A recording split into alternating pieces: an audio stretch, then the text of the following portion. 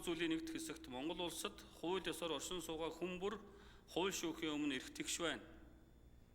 Мөн зүйлийн 2 дахь хэсэгт хүнийг албан тушаалаар нь ялгуурлан гадуурхаж үл болно.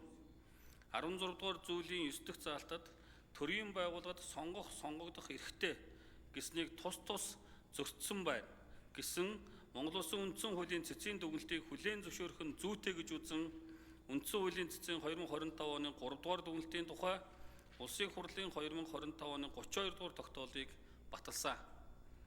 Төрийн байгуулалтын байнгын орооны 2025 оны 4 дугаар сарын 1-ний өдрийн 03 дугаар тогтоолоор Монгол Улсын хурлын сонгуулийн тухай хуулийн холбогдох хэсэгт өөрчлөлт оруулах тухай хуулийн төслийг боловсруулах үүрэг бүхий ажлын хэсгийг байгуулж, ажлын хэсгийн ахлагчаар Улсын хурлын гишүүн Ц. Санддаг Очир, гишүүдэд Б. Батбаатар, О. Номин Чимэг, Г. Уянга Хишиг, Ö. Шижир нар ажилласан.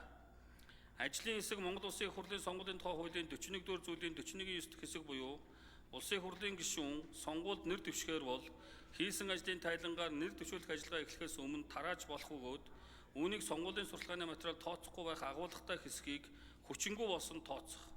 Мөн хуулийн 44 дугаар зүйлийн 44-ийн 6 дахь хэсгийн Улсын хурлын гишүүн хийсэн ажлын тайлангаа танилцуулах зорилгоор зохион байгуулсан уулзалт болон тус хуулиар хориглоогүй арга хэмжээнд сонгогчдын санал татах зорилгоор явуулж байгаа үйл ажиллагаанд хамаарахгүй гэсэн зохицуултыг хуульд заасан нэр дэвшүүлэх ажиллагаа эхлэхээс өмнө хийсэн ажлын тайлангаа танилцуулах зорилгоор зохион байгуулах уулзалтыг аливаа этгээдэд нээлттэй байхаар өөрчлөлтийг тусгасан хуулийн төслийг боловсруулсан байна.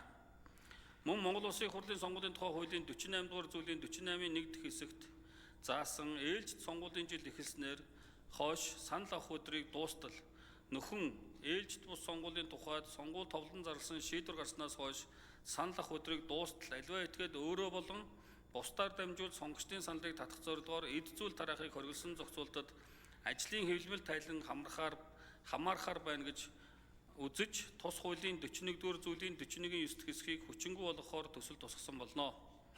Тус хуулийн 48 дугаар зүйлийн 48-ийн 1 дахь хэсэгт заалтад заасан эд зүйл тараах гэдэгт хийсэн ажлын цахим тайлан хамаарахгүй байна гэж ажлын хэсэг үзсэн болно.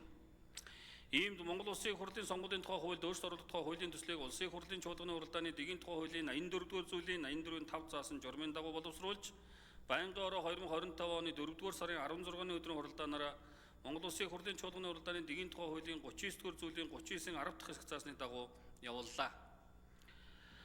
Хуулийн төслийг хэлцэх үед Улсын хурлын гишүүн эс зөвлөхөөр төслийн 1 дугаар зүйлийг боловсруулахад ажлын хэсэг өөр хувилбарын талаар ярилцсан эсэх.